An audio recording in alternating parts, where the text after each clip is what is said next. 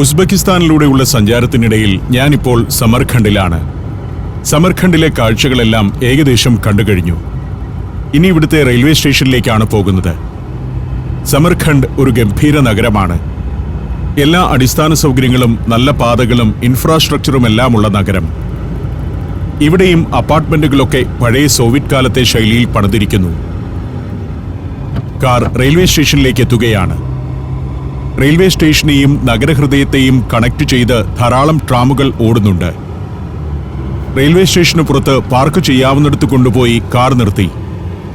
Driver സാർഷത്ത് യാത്ര പറയുകയാണ്. വളരെ നല്ലൊരു സുഹൃത്തായിരുന്നു സാർഷത്ത്.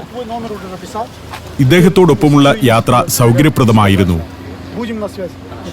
കൊടുക്കാമെന്ന് നേരത്തെ പറഞ്ഞ തുകയും ഒരൽപ്പം കൂടുതലും കൊടുത്ത് അദ്ദേഹത്തെ യാത്രയാക്കി. സമയം ഇപ്പോൾ 4:30 5 മണിക്ക് ഇവിടെ നിന്നൊരു ട്രെയിനുണ്ട്. അതിലാണ് പോകേണ്ടത്. സമർഖണ്ഡ് റെയിൽവേ സ്റ്റേഷനിലേക്ക് കയറി ചെന്നു. നല്ല രസമുള്ളൊരു റെയിൽവേ സ്റ്റേഷനാണിത്. ധാരാളം ടൂറിസ്റ്റുകൾ വന്നിറങ്ങുന്ന റെയിൽവേ സ്റ്റേഷൻ. താഷ്കണ്ടിൽ വന്നിറങ്ങി സമർഖണ്ഡ് കാണാനെത്തുന്ന ടൂറിസ്റ്റുകൾ അനേകമാണ്. അത്തരക്കാരുടെ ഏറ്റവും വലിയ ആശ്രയം ട്രെയിനുകളാണ്. അതിനാൽ റെയിൽവേ സ്റ്റേഷനിൽ എപ്പോഴും ടൂറിസ്റ്റുകളും നാട്ടുകാരുമുണ്ടാകും. ഓൺലൈനായി നേരത്തെ ബുക്ക് ചെയ്തെങ്കിലേ ഇവിടെ ട്രെയിൻ ടിക്കറ്റ് കിട്ടുകയുള്ളൂ. എല്ലാവരും ഓൺലൈനിലാണ് ടിക്കറ്റ് ബുക്ക് ചെയ്യുന്നത്. 2 ദിവസം മുൻപ് തന്നെ മിക്കവാറും ടിക്കറ്റുകളെല്ലാം വിറ്റുതീരുന്നതാണ് പതിവ്. ആളുകൾ വന്ന് വെയിറ്റ് ചെയ്യുന്ന ഇടമാണിത്. കോഫി ഷോപ്പും സുവനീർ കടകളും മറ്റു ഫെസിലിറ്റികളുമെല്ലാമുള്ള നല്ല വൃത്തിയുള്ള സ്റ്റേഷനാണ്. ഞാൻ അതിലൂടെയൊക്കെ കുറച്ചു നേരം ചുറ്റി നടന്നു. കാഴ്ചകളൊക്കെ പകർത്തിയെടുത്തു. അപ്പോഴേക്കും ഒരു അഫ്രോസിയേവ് ട്രെയിൻ പ്ലാറ്റ്ഫോമിൽ വന്നു നിന്നു. ഞങ്ങൾക്ക് പോകാനുള്ള ട്രെയിനാണ്. ട്രെയിൻ വന്നു കഴിഞ്ഞേ നമ്മളെ പ്ലാറ്റ്ഫോമിലേക്ക് വിടുകയുള്ളൂ. അങ്ങനെയാണ് ഇവിടുത്തെ രീതി. ട്രെയിൻ എത്തിക്കഴിയുമ്പോൾ അനൗൺസ്മെന്റ് വരും. ഇന്ന ട്രെയിനിലുള്ളവർ പ്ലാറ്റ്ഫോമിലേക്ക് പോയിക്കൊള്ളാൻ. അങ്ങനെ ഞങ്ങളും പ്ലാറ്റ്ഫോമിലേക്ക് നടന്നു. 1-ാം പ്ലാറ്റ്ഫോമിൽ ഈ വന്നു നിൽക്കുന്നത് തന്നെയാണ് ഞങ്ങൾക്കുള്ള ട്രെയിൻ. അഫ്രോസിയേവ് ട്രെയിൻ എന്നാണ് ഈ ശ്രേണിയിലുള്ള ട്രെയിനുകളുടെ പേര്. നമ്മുടെ വന്ദേ ഭാരത് എന്ന് പറയുന്നത് പോലെയുള്ള ഒരു ട്രെയിനാണ് അഫ്രോസിയേവ്. High speed train. ഇതൊക്കെ എക്കണോമിക് ക്ലാസിന്റെ കോച്ചുകളാണ്. VIP ടിക്കറ്റാണ് ഞങ്ങളുടേത്. ഞാൻ നേരത്തെ തന്നെ ഇന്റർനെറ്റിലൂടെ എടുത്തിരുന്നതാണത്. ഓരോ കോച്ചിലേക്കും കയറുന്നിടത്ത് ഉദ്യോഗസ്ഥർ നിൽപ്പുണ്ട്. അവരാണ് ടിക്കറ്റ് നോക്കി കയറ്റിവിടുന്നത്. ഇവിടെ ഒരു ലേഡിയുണ്ട്. ഞങ്ങൾ ടിക്കറ്റ് കാണിച്ചു. അവർ പരിശോധിച്ചു. VIP കോച്ചും അല്ലാത്തതുമൊക്കെ സൗകര്യപ്രദമാണ്. നമ്മുടെ വന്ദേ ഭാരതിന്റെ ശൈലിയിൽ തന്നെയാണ് അകം. പക്ഷേ കുറച്ചുകൂടിയൊക്കെ പെർഫെക്ഷനുണ്ട്. ഉസ്ബെക്കിസ്ഥാനിലെ 2 വലിയ നഗരങ്ങളായ താഷ്കണ്ടിനെയും ബുഖാറയെയും ബന്ധിപ്പിച്ച് ഈ ട്രെയിൻ സർവീസ് ആരംഭിച്ചത് 2011-ലാണ്. 600 കിലോമീറ്റർ ദൂരം 4 മണിക്കൂറിനുള്ളിൽ ഓടിയെത്തുന്ന ട്രെയിനാണിത്. ദിവസവും 2 അഫ്രോസിയേവ് ട്രെയിനുകൾ താഷ്കണ്ടിനെയും ബുഖാറയെയും കണക്ട് ചെയ്ത് ഓടുന്നുണ്ട്. ഹൈസ്പീഡാണ്. നല്ല സൗകര്യപ്രദമായ ട്രെയിൻ. ടൂറിസ്റ്റുകളാണ് കൂടുതലായും ഈ ട്രെയിനിനെ ആശ്രയിക്കുന്നത്. സ്വകാര്യ ഏജൻസികൾ ടൂറിസ്റ്റുകൾക്ക് വേണ്ടി വളരെ മുൻപേ തന്നെ ടിക്കറ്റുകൾ വാങ്ങിവെക്കുന്നതിനാൽ ഇന്നാട്ടുകാർക്ക് ട്രെയിൻ ടിക്കറ്റ് ലഭിക്കാൻ പ്രയാസമാണെന്ന ഒരു ആരോപണം നിലനിൽക്കുന്നുണ്ട്. ഇന്ന് രാവിലെ ഞങ്ങൾ ഇങ്ങോട്ട് വന്നത് ഷാർക്ക് എന്ന ട്രെയിനിലാണ്. അത് കുറച്ചുകൂടി സ്ലോ സ്പീഡാണ്. ഏതോ സീനിയർ ഓഫീസറെ യാത്രയയക്കാൻ വന്നവരാണ് ഈ ഉദ്യോഗസ്ഥരെന്ന് തോന്നി. കുറച്ച് ആളുകളൊക്കെ അകമ്പടി സേവിക്കാൻ വന്നിട്ടുണ്ട്. റെയിൽവേ ഉദ്യോഗസ്ഥരുമുണ്ട്. ടിക്കറ്റ് പരിശോധിക്കുന്ന ലേഡി തന്നെ ഒരു ഹോസ്റ്റസിന്റെ ജോലിയും ചെയ്യുന്നുണ്ട്. കൃത്യം 4:59 തന്നെ ട്രെയിൻ പുറപ്പെട്ടു. മനോഹരമായ സ്റ്റേഷൻ. ആ കെട്ടിടത്തിന്റെ മുൻഭാഗവും പിൻഭാഗവും ഒരേപോലെയാണ്. താഷ്കണ്ടിലെ ഡൊമസ്റ്റിക് എയർപോർട്ടും അങ്ങനെ തന്നെയായിരുന്നു. 1888 മുതൽ തന്നെ ഈ റൂട്ടിൽ ട്രെയിൻ സർവീസ് ഉണ്ട്. റഷ്യൻ സാമ്രാജ്യകാലത്ത് നിലവിൽ വന്ന റെയിൽപാതയാണിത്. നഗരത്തിന്റെ പ്രാന്തഭാഗത്തെ ജനവാസ ഇടങ്ങളൊക്കെ പിന്നിട്ടാണ് പോകുന്നത്. രാകേഷ് ട്രെയിനിൽ കയറിയ ഉടനെ തന്നെ ഉറക്കമായി. അടുത്തതായി ജിസാക്ക് എന്ന ഒരു പട്ടണത്തിലേക്കാണ് എത്തുക. 4 സ്റ്റേഷൻ കഴിഞ്ഞ് 5-ാമത്തെ സ്റ്റേഷൻ താഷ്കണ്ടാണ്. ഇത് വളരെ പെട്ടെന്ന് താഷ്കണ്ടിലെത്താനുള്ള കാരണം ഹൈസ്പീഡിൽ പോകുന്നു എന്നത് മാത്രമല്ല, സമർഖണ്ഡിനും താഷ്കണ്ടിനുമിടയിൽ വെറും 4 സ്റ്റേഷനിലെ ട്രെയിൻ നിർത്തു. 300-ലധികം കിലോമീറ്റർ ഓടാനുണ്ടെങ്കിലും സ്റ്റോപ്പുകൾ 4 മാത്രം. 5-ാമത്തെ സ്റ്റേഷനിൽ ഞങ്ങൾക്കിറങ്ങാം. വളരെ രസകരമായ ഭൂപ്രദേശങ്ങൾ പിന്നിട്ടാണ് പോകുന്നത്. ഇടയ്ക്ക് സെറാവ്ഷാൻ നദിയെ ക്രോസ് ചെയ്യുന്നുണ്ട്. മധ്യേഷ്യയിലെ ഒരു പ്രധാന നദിയാണത്. തജിക്കിസ്ഥാനിലൂടെയും ഉസ്ബെക്കിസ്ഥാനിലൂടെയും ഒഴുകുന്ന നദി. നഗരപ്രാന്തം പിന്നിടുന്നതോടെ ഫാക്ടറി കെട്ടിടങ്ങളൊക്കെ കാണുന്നു. ഇത് സെറൌഷാന്റെ ഒരു കൈവഴിയാണ്. അതിനെ ക്രോസ് ചെയ്ത് ട്രെയിൻ യാത്ര തുടരുകയാണ്.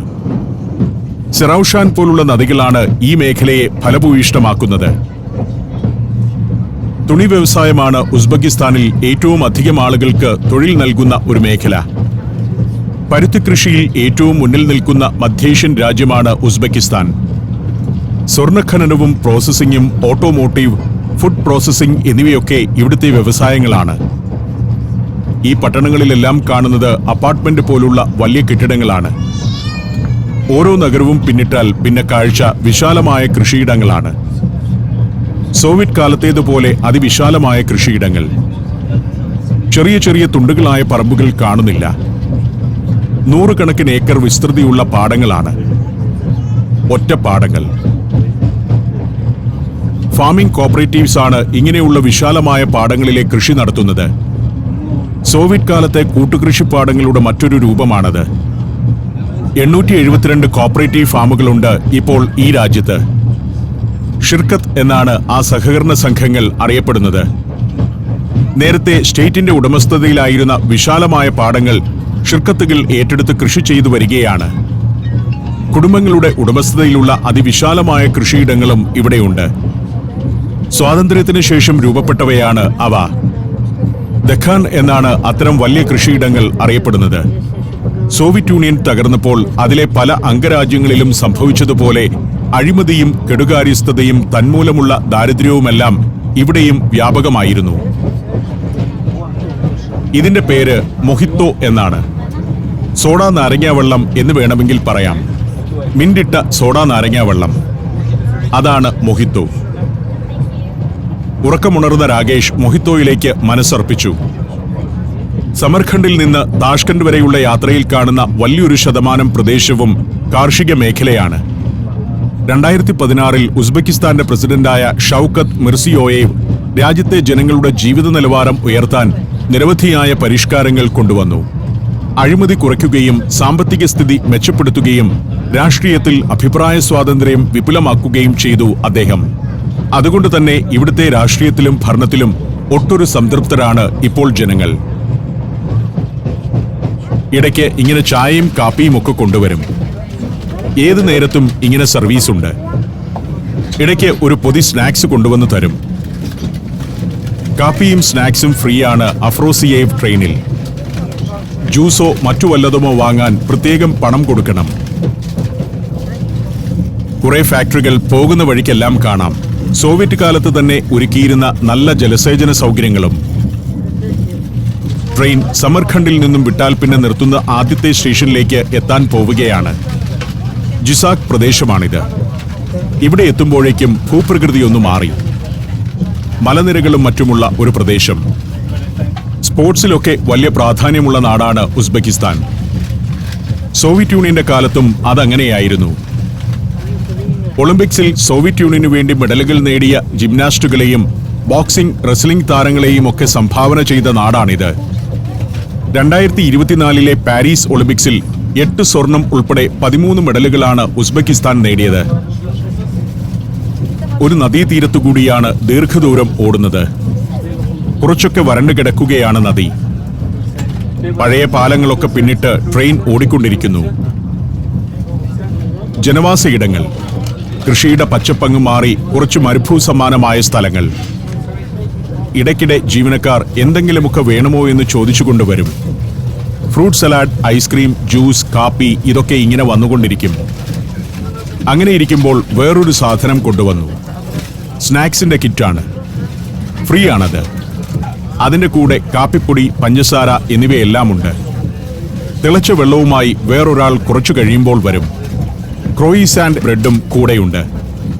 Djibouti, Fiji, Lebanon, Ethiopia, Armenia.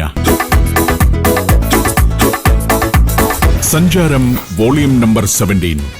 Full HD-യിലുള്ള ഈ അപൂർവ ദൃശ്യയാത്രാ വിവരണ ശേഖരം സ്വന്തമാക്കാൻ സഞ്ചാരം എന്ന് SMS ചെയ്യൂ. ഫോൺ 9995 444 222. പരന്ന കൃഷിയിടങ്ങളുള്ള പ്രദേശങ്ങൾ പിന്നിലായി കഴിഞ്ഞു. പാറക്കെട്ടുകളും മലകളുമുള്ള പ്രദേശത്തു കൂടിയാണ് പോകുന്നത്. കുറെ ദൂരം ഇതാണ് കാഴ്ച. ജിസാക്ക് റീജിയന്റെ ഭൂപ്രകൃതിയുടെ പ്രത്യേകതയാണിത്. ഈ മലകളിൽ 20ഓളം ഗുഹകളുമുണ്ട്. ട്രെയിൻ അടുത്ത സ്റ്റേഷനിലേക്ക് എത്താറായെന്ന് തോന്നുന്നു. ഇവിടെയും നദി ഒഴുകുന്നുണ്ട്. വലിയ ചരിത്രമുള്ളൊരു പട്ടണമാണ് ജിസാക്ക്. സിൽക്ക് റോഡ് സജീവമായിരുന്ന കാലത്ത് സമർഖണ്ഡിനെയും ഫെർഗാന താഴ്വരയെയും ബന്ധിപ്പിക്കുന്ന പാതയിലെ മെയിൻ ജംഗ്ഷനായിരുന്നു ജിസാക്ക്. അതുകൊണ്ട് തന്നെ വിദൂര ദിക്കുകളിൽ നിന്നുള്ള വലിയ കച്ചവട സംഘങ്ങൾ ഇവിടെ വന്ന് തമ്പടിച്ചിരുന്നു. മംഗോളിയരുടെ അധിനിവേശകാലത്ത് തകർക്കപ്പെടുകയും വലിയ കൂട്ടക്കൊലകൾക്ക് വേദിയാവുകയും ചെയ്ത ഇടമാണ് ജിസാക്ക്. 1917-ലെ കമ്മ്യൂണിസ്റ്റ് വിപ്ലവത്തിന്റെ ഒരു പ്രധാന വേദിയുമായിരുന്നു ഇവിടം. ജിസാക്ക് സ്റ്റേഷനിൽ വണ്ടി പോയി നിന്നു. കുറച്ചാളുകൾ കയറുകയും ഇറങ്ങുകയും ഒക്കെ ചെയ്തു. വലിയൊരു ഇൻഡസ്ട്രിയൽ സ്റ്റേഷൻ പോലെയാണിവിടം. കുറെ ചരക്ക് വണ്ടികൾ കിടക്കുന്നുണ്ട്. ഖനിജങ്ങളോ മറ്റോ കൊണ്ടുപോകുന്ന ട്രെയിനുകളാണ്. സ്റ്റേഷനിൽ 2-3 മിനിറ്റേ ട്രെയിൻ നിർത്തുന്നുള്ളൂ. വണ്ടി വിട്ടു. നല്ല സ്റ്റേഷൻ, നല്ല പ്ലാറ്റ്ഫോമുകൾ. പൊട്ടിപ്പൊളിഞ്ഞതോ വൃത്തിഹീനമായതോ ആയ ഒന്നും കാണുകയില്ല. ജിസാക്ക് പട്ടണം പിന്നിടുന്നതോടുകൂടി തനി ഗ്രാമീണമായ പ്രദേശങ്ങളാണ്. നേരത്തെ ഗ്രാമങ്ങളിൽ കണ്ടതുപോലുള്ള പള്ളിക്കൂടം കെട്ടിടമെന്നോണം നീണ്ട കെട്ടിടങ്ങൾ. ഗ്രാമീണ കുടുംബങ്ങൾ വസിക്കുന്ന വീടുകളാണവ. ഒരു നീളൻ കെട്ടിടത്തിൽ കുറെ കുടുംബങ്ങളുണ്ടാവും. തിളച്ച വെള്ളവുമായി ജീവനക്കാരൻ വരുന്നു. വേണ്ടവർക്ക് വീണ്ടും കാപ്പി തരും. വേസ്റ്റൊക്കെ തിരികെ വാങ്ങിച്ചു കൊണ്ടുപോകും. വീടുകളുടെ കാഴ്ച ഇതാണ്. ഒറ്റനിര വീട്, ഒരൊറ്റ കെട്ടിടം, നീണ്ട മേൽക്കൂരയും അതിനു താഴെ നീണ്ട കെട്ടിടവും. കൃഷിയിടങ്ങൾ കഴിഞ്ഞാൽ ഗ്രാമങ്ങളാണ്. ഇതാണ് വീടുകളുടെ സ്വഭാവം. പണ്ടും അതങ്ങനെയായിരുന്നു.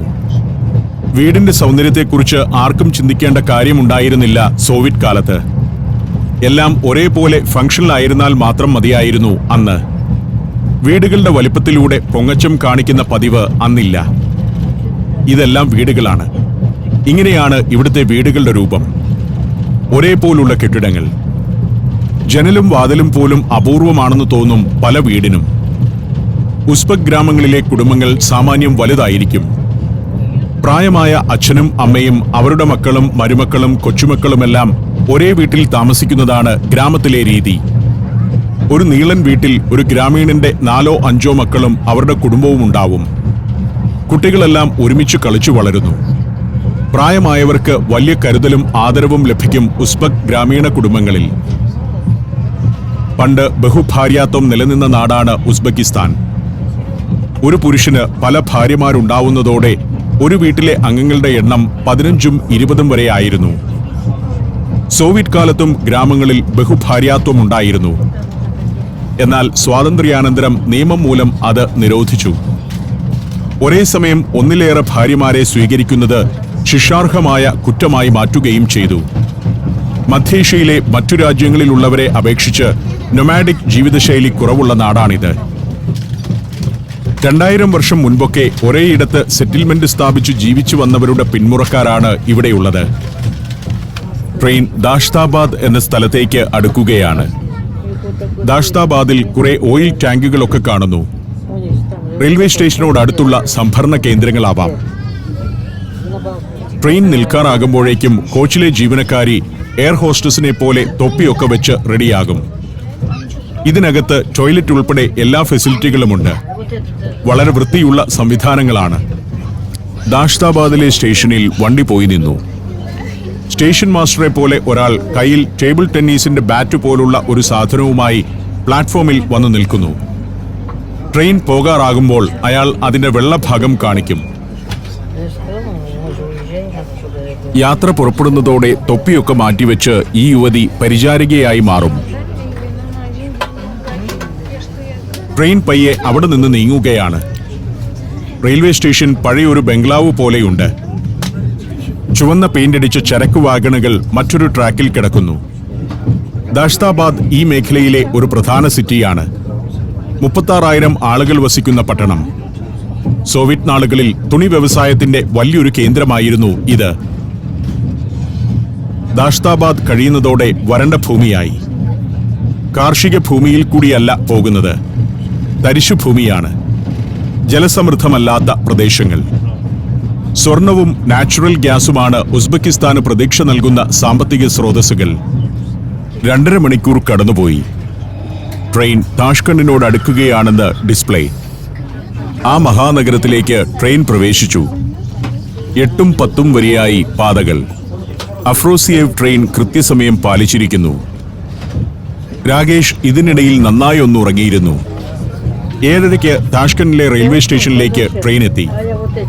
ഈ പാളങ്ങളിൽ കിടക്കുന്നതെല്ലാം അഫ്രോസിയേവ് ട്രെയിനുകളാണ്. ഉസ്ബെക്കിസ്ഥാനിലെത്തുന്ന ടൂറിസ്റ്റുകൾക്ക് ഏറെ പ്രിയപ്പെട്ട ട്രെയിനാണ് അഫ്രോസിയേവ്. ഞങ്ങളുടെ വണ്ടി നിന്നു. ഞങ്ങളുടെ ദീർഘമായൊരു യാത്രയ്ക്ക് അവസാനമായി. താഷ്കണ്ടിൽ നിന്ന് 2 ദിവസം മുൻപ് ആരംഭിച്ച യാത്രയാണ്.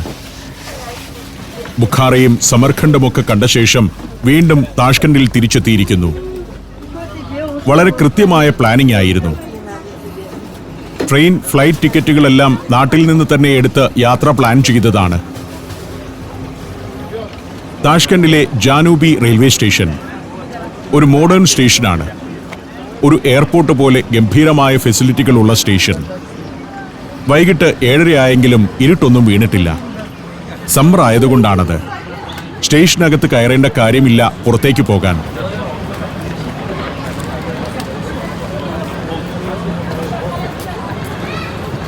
ട്രെയിനിലേക്ക് കയറേണ്ടവർ മാത്രം സ്റ്റേഷനിൽ കയറി സെക്യൂരിറ്റി പരിശോധനയൊക്കെ കഴിഞ്ഞിട്ട് വേണം പ്ലാറ്റ്ഫോമിലേക്ക് പോകാൻ. അങ്ങനെയാണ് ഇവിടുത്തെ സിസ്റ്റം. ഞങ്ങൾ പുറത്തേക്ക് നടന്നു. പുറത്ത് ധാരാളം ടാക്സികളൊക്കെ ഉണ്ടാകും. പക്ഷേ ഞങ്ങൾക്കത് വേണ്ട. രാകേഷ് അവരുടെ കമ്പനിയിൽ നിന്ന് ഒരു കാർ ഏർപ്പാടാക്കിയിട്ടുണ്ട്. പുറത്തിറങ്ങി ഞാൻ റെയിൽവേ സ്റ്റേഷന്റെ ഒരു ഷോട്ട് കൂടി എടുത്തു. വലിയൊരു കോംപ്ലക്സാണ് ജാനൂബി സ്റ്റേഷൻ. ധാരാളം പാസഞ്ചേഴ്സ് ഉണ്ട്. വിമാനത്തേക്കാൾ ഡൊമസ്റ്റിക് ട്രാവലിംഗിന് ട്രെയിനെ ആശ്രയിക്കുന്നു ഈ നാട്ടുകാർ. രാകേഷ് പറഞ്ഞിരുന്ന കാർ വന്നു. ഇദ്ദേഹത്തിന്റെ പേര് അലീഷർ എന്നാണ്. അലീഷറിനെ രാകേഷിന് നേരത്തെ പരിചയമില്ല. തന്റെ കമ്പനിയുടെ പ്രതിനിധിയാണെങ്കിൽ കൂടി ആദ്യമായിട്ടാണ് കാണുന്നത്. ഇവരുടെ കമ്പനിക്ക് വേണ്ടി സ്ഥിരം ഓടുന്ന വണ്ടിയാണ്. നേരം സന്ധ്യയായി തുടങ്ങി. നഗരത്തിന്റെ മറ്റൊരു ഭാഗത്താണ് ജാനൂബി സ്റ്റേഷൻ. ഞങ്ങൾക്കിനി ഹോട്ടലിലേക്ക് പോകണം. ഞാൻ ഹോട്ടൽ ചെക്കൗട്ട് ചെയ്തിട്ടില്ല. എന്റെ ഉസ്ബെക്കിസ്ഥാനിലെ യാത്രയുടെ അവസാന ഘട്ടത്തിലേക്ക് എത്തിയിരിക്കുകയാണ്. ഉസ്ബെക്കിസ്ഥാന്റെ ഏറ്റവും പ്രധാനപ്പെട്ട ചരിത്ര സ്ഥലങ്ങളും സാധാരണ ജീവിതം പുലരുന്ന ഗ്രാമങ്ങളും കണ്ടതിന്റെ സംതൃപ്തിയോടെയാണ് ഞാനിരിക്കുന്നത്. പുലർച്ചെ 1:30-ക്കാണ് എനിക്ക് ഡൽഹിക്കുള്ള ഫ്ലൈറ്റ്. രാകേഷും ഇന്ന് നാട്ടിലേക്ക് പോരുന്നുണ്ട്. എന്റെ കൂടെയല്ല. എനിക്കുള്ള ഫ്ലൈറ്റിനേക്കാൾ 1/2 മണിക്കൂർ മുൻപുള്ള ഒരു ഫ്ലൈറ്റിലാണ് അദ്ദേഹത്തിന്റെ യാത്ര. ഹോട്ടലിൽ ചെന്ന് ചെക്കൗട്ട് ചെയ്യണം. വേണമെങ്കിൽ ഒന്ന് വിശ്രമിക്കുകയുമാകാം. അങ്ങനെ വണ്ടി ഹാംപ്ടൺ ഹോട്ടലിലേക്ക് എത്തി. ചെക്കൗട്ട് ചെയ്യാത്തതിനാൽ എന്റെ ലഗേജൊക്കെ ഇതിനകത്തെ മുറിക്കുള്ളിലാണുള്ളത്. ഒരു രാത്രി താമസിക്കാനുള്ള വസ്ത്രം മാത്രം ചെറിയൊരു ബാഗിലെടുത്താണ് ബുഖാറയിലേക്കും സമർഖണ്ഡിലേക്കും പോയത്. രാകേഷ് താമസിക്കുന്നിടത്ത് ചെന്ന് കുളിച്ച് ഫ്രഷായി ചെക്കൗട്ട് ചെയ്ത് 11 മണിയാകുമ്പോഴേക്കും എത്താമെന്ന് പറഞ്ഞ് പോയി. ഞാൻ എന്റെ റൂമിലേക്ക് നടന്നു. ലിഫ്റ്റിൽ കയറി 8-ാം നിലയിലെ 801-ാം നമ്പർ മുറിയിലേക്ക്. എല്ലാം പാക്ക് ചെയ്ത് റെഡിയാക്കി വെച്ചിട്ടാണ് കഴിഞ്ഞ ദിവസം ബുഖാറയിലേക്ക് പുറപ്പെട്ടത്. അതുകൊണ്ട് വലിയ ജോലിയൊന്നുമില്ല. ഒന്ന് കുളിച്ച് ഫ്രഷാകണം. അങ്ങനെ ഞാൻ കുളിച്ച് ഫ്രഷായി. വസ്ത്രമൊക്കെ മാറി. ലഗേജ് പാക്ക് ചെയ്ത് യാത്ര പുറപ്പെടാൻ റെഡിയായി. പിന്നെ ലോബിയിലേക്ക് ചെന്നു. റെസ്റ്റോറന്റിൽ നിന്ന് കുറച്ച് ഭക്ഷണം കഴിച്ചു. രാകേഷ് വരാൻ ഇനിയും 1/2 മണിക്കൂർ കൂടി എടുക്കും. രാത്രി 10:30 കഴിഞ്ഞപ്പോഴേക്കും രാകേഷ് വണ്ടിയുമായി എത്തി. രാകേഷിന്റെ സഹപ്രവർത്തകൻ മഞ്ജിത് സിംഗ് ആണ് ഇപ്പോൾ കാർ ഓടിക്കുന്നത്. മഞ്ജിത്ത് ഞങ്ങളെ എയർപോർട്ടിൽ ഇറക്കിയിട്ട് കാറുമായി തിരിച്ചു പോരും. പാതകൾ ഏറെക്കുറെ വിജനമായി കഴിഞ്ഞു. പോകുന്ന വഴിക്ക് സർക്കാർ ഓഫീസുകളുടെ കോംപ്ലക്സുകൾ പലതും കാണാം. മനോഹരമായി ലൈറ്റപ്പ് ചെയ്തിട്ടിരിക്കുന്നു. ഇതൊക്കെ സർക്കാർ ഓഫീസുകളാണെന്ന് ഓർക്കണം. ഞങ്ങൾ എയർപോർട്ടിലെത്തി. കനത്ത സുരക്ഷാ പരിശോധനകളും കുറച്ചു പ്രയാസങ്ങളുമൊക്കെ ഉണ്ടായിരുന്നു. എയർപോർട്ടിന്റെ കെട്ടിടം പണി നടക്കുകയാണ്. അതുകൊണ്ട് ചെക്ക് ഇൻ ചെയ്യുന്നതുവരെ കുറച്ച് അസൗകര്യങ്ങളുണ്ടായി. അകത്ത് കയറി കഴിയുമ്പോൾ തരക്കേടില്ലാത്ത നല്ല എയർപോർട്ട്. ചെക്ക് ഇൻ പരിപാടിയൊക്കെ കഴിഞ്ഞ് ചെല്ലുന്നിടത്ത് ഡ്യൂട്ടി ഫ്രീ ഷോപ്പുകൾ ധാരാളമുണ്ട്. അവിടെ ഏറ്റവും പ്രധാന വിൽപ്പന കരകൗശല വസ്തുക്കളുടേതാണ്. താഷ്കന്റ് എന്നൊക്കെ പേരെഴുതിയ ബോക്സുകളുമുണ്ട്. സംഗീത ഉപകരണങ്ങളാണ് മറ്റൊന്ന്. ഇവരുടെ ട്രഡീഷണൽ സംഗീത ഉപകരണങ്ങൾ. ഇതൊക്കെ വേണമെങ്കിൽ എയർപോർട്ടിൽ നിന്ന് വാങ്ങിച്ചുകൊണ്ടു പോകാം. ഇവിടെ വെച്ച് ഇനി ഞങ്ങൾ പിരിയുകയാണ്. രാകേഷിന്റെ ഫ്ലൈറ്റ് പുറപ്പെടാറായി. ഇനി നാട്ടിൽ വെച്ച് കാണാം എന്ന് പറഞ്ഞ് ഇൻഡിഗോ വിമാനം പിടിക്കാനായി രാകേഷ് പോയി. ഞാൻ എനിക്കുള്ള ഉസ്ബെക്കിസ്ഥാൻ എയർവേസ് വിമാനം വരുന്നതും കാത്തിരുന്നു, നാട്ടിലേക്കുള്ള മടക്കത്തിനായി.